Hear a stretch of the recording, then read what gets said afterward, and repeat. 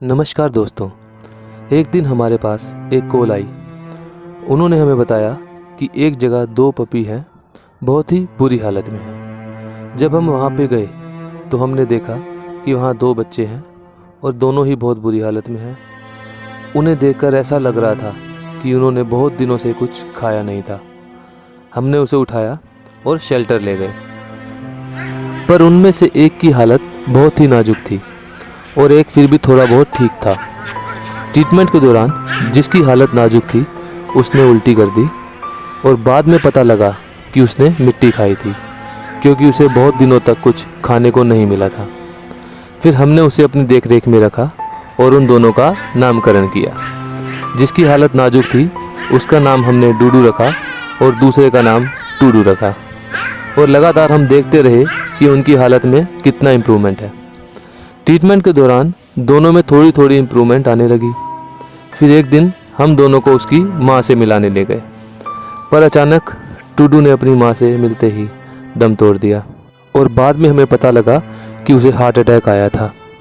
शायद उसे अपनी माँ की मिलने की कुछ ज़्यादा ही खुशी थी और शायद वो उसी पल का ही इंतज़ार कर रहा था। अब हमने ठान लिया कि डूडू को तो हम बचा कर ही रहेंगे और उसका ट्रीटमेंट हमने जारी रखा।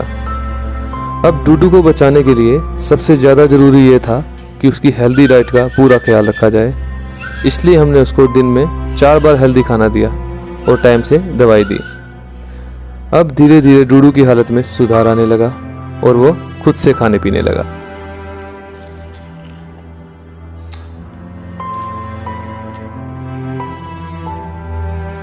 फिर एक दिन वो अपने पैरों पे खड़ा हो गया।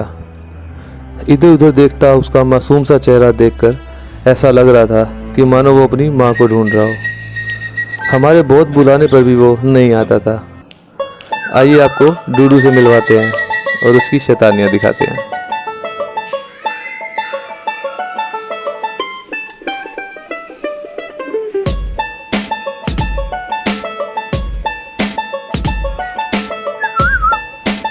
डूडू डूडू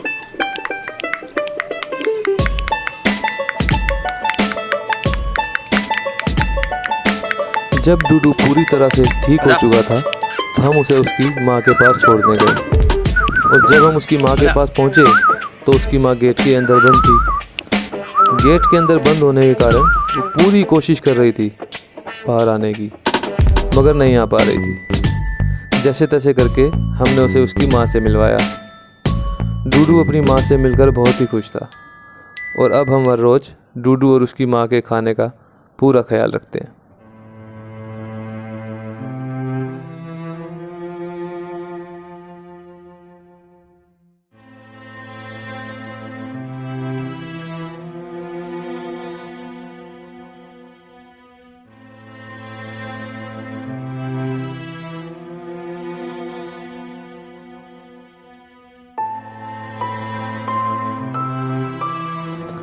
अब देखने वाली बात यह है, ये सिचुएशन आई ही क्यों। अगर उन्हें हर रोज़ थोड़ा सा खाना मिल जाता तो ये सिचुएशन आती ही नहीं।